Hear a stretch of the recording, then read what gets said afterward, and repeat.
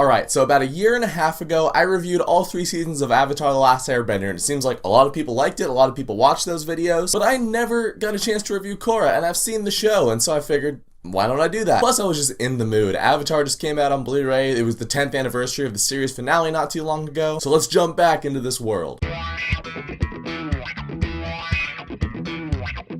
The Legend of Korra, Book 1, Air. So The Legend of Korra was a sequel series to Avatar The Last Airbender. It started in 2012. The story follows the next Avatar after Aang, Korra. It's set about 70 years after the events of Avatar The Last Airbender. And whereas Aang had mastered 1 element and still needed to master 3, Korra is the opposite. She's already mastered 3 elements. She has 1 more to go, which is air. And the world has changed a lot since Avatar. Aang and Zuko, they formed this new city to be like the nucleus of the entire world called Republic City, which is kind of like 1920s, 1930s Shanghai. Imagine the car chase at the beginning of Temple of Doom. It's like set in that. And so book 1 of Korra follows her going to Republic City in order to be trained by Tenzin, Aang's son, so she can master airbending. All the while getting wrapped into the city, getting involved in the city's ins and outs, and also bad guys doing bad guy things. And the result of that is, it's pretty sweet. I don't really know what I expected going into Korra. I remember when it was announced and all you got was that one shot of her with her back to the camera looking at Republic City. I don't know how much of an opinion I had on it. I think I was a little mixed because I was like, I don't think they need to continue Avatar. And I mean, the only impression you can get from that picture is, well, she's an older Avatar, but nothing else much in the way of story or character or anything like that. Then there was a trailer or two and I was like, okay, it feels a little bit like Avatar, but there's still a part of me in the back where I'm like, where's Aang, where's Sokka, where's Katara, where's Toph? Once the series started going though, I actually did end up really enjoying it. In Korra, it's a much different beast from Avatar. Just the way that each show is structured is so different because you look at Avatar, the whole goal of it is Aang, stop the Fire Lord. He has till the end of summer to do it, which is when the comet comes, but that's like 3 seasons of time that you have to cover. So there's room for meandering and going to ride the Elephant Koi or going to the Avatar Day Festival. The filler episodes, even though most of those episodes actually do come into play later in the season, minus the Avatar Day episode, but even that one starts to build up the backstory of Avatar Kyoshi, and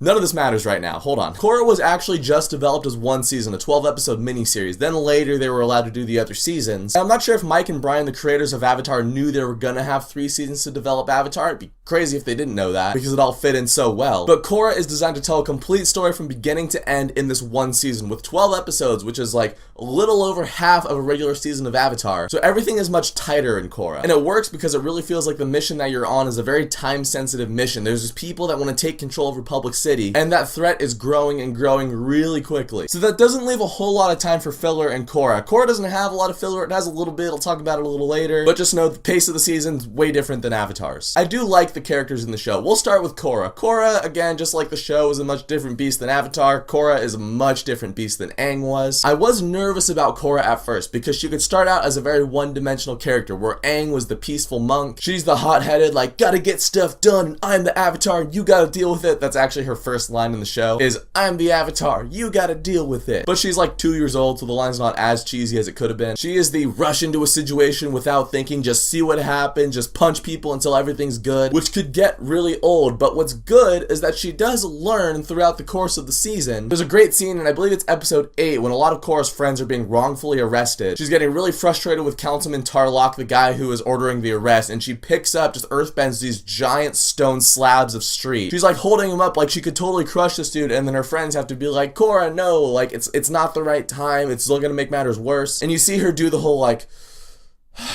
and then put them down. It's justified anger, but also she doesn't let that anger get the best of her. So there is nice character evolution that happens there, and I like that. The rest of Team Avatar, you have Mako and you have Bolin. They're 2 brothers, one's a firebender, one's an earthbender. In season 1, I saw Mako as kind of like the Zuko of the series. He's like the, what? You don't know what you're talking about. I have a dark past and blah, blah, blah, blah. I do like the backstory that he's given. He's the older of the 2 brothers. Their parents were killed by a firebender years ago, so they've been on their own ever since. Before they met Korra, they were hunting for scraps in the street. They had to run some books and some numbers for the mob. Then they found their niche in pro bending, so really this whole pro bending thing is all that they have. I feel like when Korra is introduced, he gets that feeling that he's like called to something more because this threat is growing. It's a very personal threat to all benders. And so whereas at the beginning of the season he's more about pro bending, near the end he is more focused on stopping Amon and stopping the Equalists. Bolin originally just came off as like Sokka 2.0, but rewatching the season I actually found Bolin a lot funnier than I remember. I'm not entirely sure why that is. He does have a pet fire ferret named Pabu. They kind of have this little Han and Chewie thing going on sometimes. times. He's without a doubt the comedic relief of the show, and the show being pretty dark as it is, it needs him, and he does a good job with being that comedic relief. And then you have Asami Sato. She's a rich girl in town. Her dad owns this thing called Future Industries. He's pretty much like the Henry Ford of the world. He's at the cutting edge of all technology. He created automobiles, which in this case they're called Sato mobiles after him. Originally, I thought Asami was only there to create a love triangle between Korra, Mako, and Asami, but she does become more than that, because at a point in the series you find out that her dad's wrapped up with the Equalists. She has her own little Zuko moment where she turns her back on him and goes to join the Avatar. And it's not like she's the deepest character ever, but she's also not completely useless like I thought she was going to be. She's smart, she can do a little bit of detective work, she can also kick a little bit of butt. I basically thought she was just going to be the dumb, clueless rich girl, but no, she's more than that, so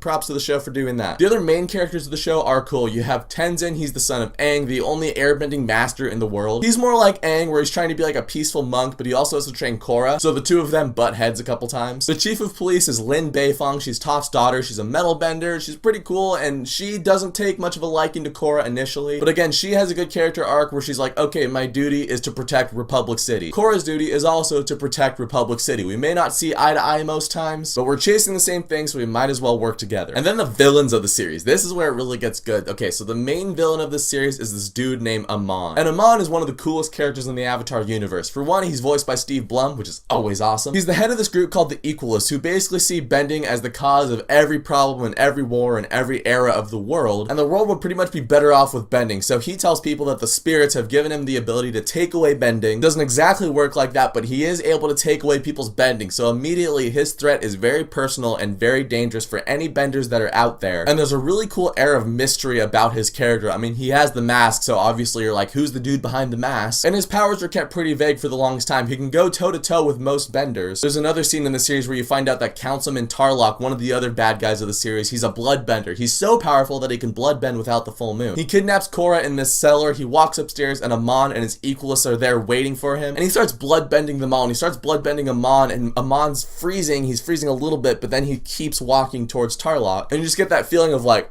oh gosh. First of all, we've never seen someone like Tarlok who can bloodbend without the full moon. But then we've never seen someone like Amon who can break free of bloodbending like that. Tarlok's like, what are you? And I was just waiting for Amon to go, I'm Gotham's Reckoning. There is a lot of qualities about Amon that reminds me of Bane from The Dark Knight Rises, plus this first season of Korra and The Dark Knight Rises I remember did come out pretty close to each other. But what's cool about Amon is let's compare him to Mark Hamill, Firelord Ozai for a second. Firelord Ozai was a great villain. He was all about, we're just gonna destroy the world, we're gonna engulf it in fire. Pretty old school villain style. With Amon, he's not trying to take over the entire world, he's really just trying to take over this one city, but he's doing it by taking something away that you never thought could be taken away by a normal person, only by the Avatar. And also the reason he's doing all this, he's talking about it, and he's talking about his reasons for why he wants to equalize the world, as he calls it. And as he's talking, there's a part of me that's like, well, he's not wrong. And those are the best types of villains. I feel like Bane did that in The Dark Knight Rises too, is that you can see where he's coming from. And there's a part of you that almost sides with him. I remember there was a couple times in this season I was actually like, I wouldn't mind if Amon won. He also has this sidekick named Lieutenant who has a pretty cool mustache and these cool energy beams. He exists to be the muscle, but he's cool too. And then you have the other villain, Councilman Tarlok. He's trying to fight Amon, but he becomes so obsessed with it. He can take things too far. You see that what he's doing comes out of a good sense, but he's definitely going about it the wrong way. He tries to bring Korra onto his side, and then she realizes how corrupt he is. I am kind of glossing over Tarlok because I don't have too much time, but Tarlok's a really cool part of the show too. You find out that him and Amon are kind of connected. There's a really cool backstory with the two of them that they really tell in the course of 10 minutes maybe, but you get the whole picture. It adds a lot of emotion to both of those two characters. I thought Tarlok could have been kind of a throwaway character, but he was pretty cool. The fights in the show are also really cool. It's interesting to see how bending has advanced in the last 70 years. The metal bending police, they have like these metal rods or something like that they can shoot out of their arms and bend. It makes Lin look like Spider-Man a couple times, so that's sweet. Again, the show is darker, it's more mature than Avatar The Last Airbender. It touches on themes that maybe Avatar hinted at. Whereas Avatar was a sweeping epic, Korra Book 1, it's a political thriller. It talks about things like discrimination and equality. And should the benders be allowed to keep their bending? Because Amon's not crazy. He does have a point to why he's doing all of this. But at the same time, the bending is so much a part of who these people are, and so stripping that away from them, it can take away a big part of their identity. The show is awesome, but the show is also not without its flaws. Pro bending. I'm just gonna say it.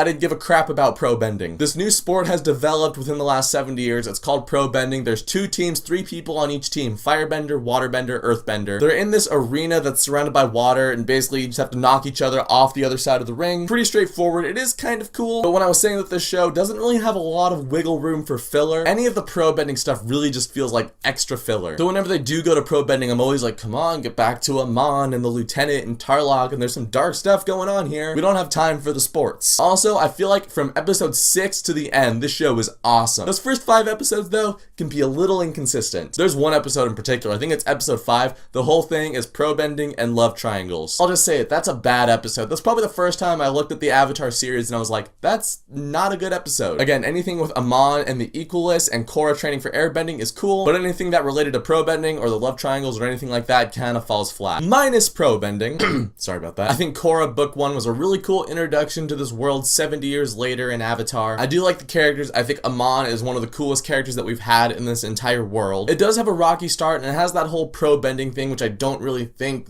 adds that much. It ties in here and there, but for the most part, it's kind of just disposable. There's some good fan service in there if you've seen Avatar. You know, Katara's in it, and then there's flashbacks of Aang, Sokka, and Toph, but they all work for the story that's being told. It's not like they pump the brake just to put those moments in there. And even without those, it's still its own complete story that I think really works. Minus a couple episodes and a couple story arcs near the beginning of it. So, Legend of Korra Book 1. Let me know what you guys think of it down in the comments. My plan is to review the next 3 seasons of Korra as well, so look out for that. And thank you so much for watching this video. If you guys liked it, you can click subscribe and check out some of my other videos, and I'll catch you guys next time.